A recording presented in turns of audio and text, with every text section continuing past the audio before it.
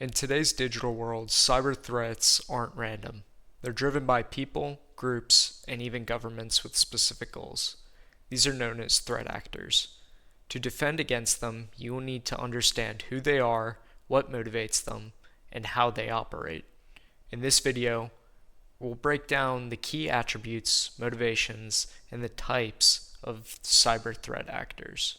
Let's start with the three core attributes that define any threat actor. These are resources, skill, and position. First, resources.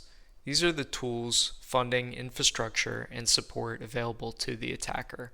A well-funded group can develop advanced malware or sustain long-term campaigns, while low-resource attackers may rely on pre-existing tools. Next, let's discuss skill. This determines how sophisticated their attacks are. Highly skilled actors can evade detection, use zero-day exploits, and maintain strong operational security. Finally, let's discuss position. This refers to where the threat actor is, internal or external to the organization. An insider already has access, making them especially dangerous, while external actors must first breach the defenses of an organization to get in.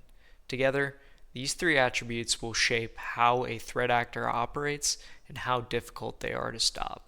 Now let's talk about why threat actors do what they do. One of the major drivers for a threat actor is data exfiltration.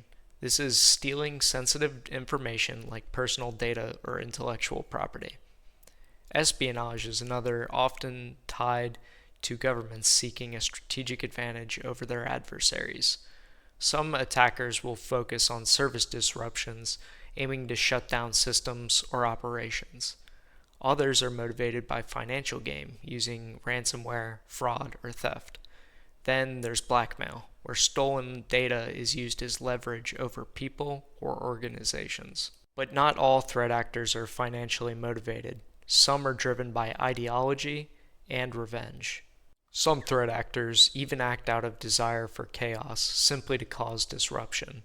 At the highest level, cybersecurity can support warfare, becoming a tool of the nation-state. Understanding the motivations of a threat actor helps to predict their behaviors, and that is critical for the defense of your enterprise. Based on their attributes and motivations, threat actors generally fall into several different categories. Nation-state actors are government-backed groups. They're highly skilled, well-funded, and often focused on espionage or cyber warfare. At the other end of the spectrum are unskilled actors. These are often called script kiddies. They rely on existing tools and have limited expertise, but they can still cause a lot of damage. Hacktivists are driven by ideology primarily.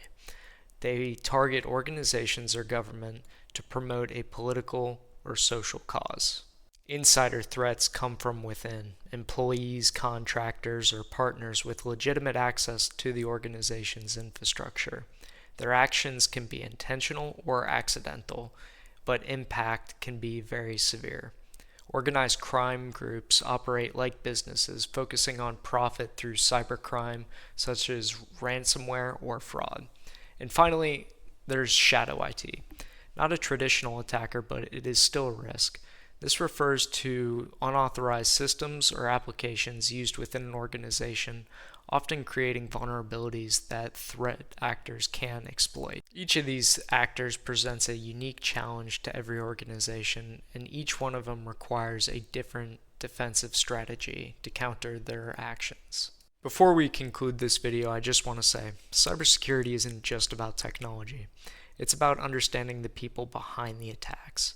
By analyzing threat actors through their attributes, motivations, and types, you can better anticipate threats and strengthen your defenses. If you found this video helpful, be sure to like the video, subscribe, and stay tuned for more cybersecurity content coming soon. Remember, stay safe and stay secure out there.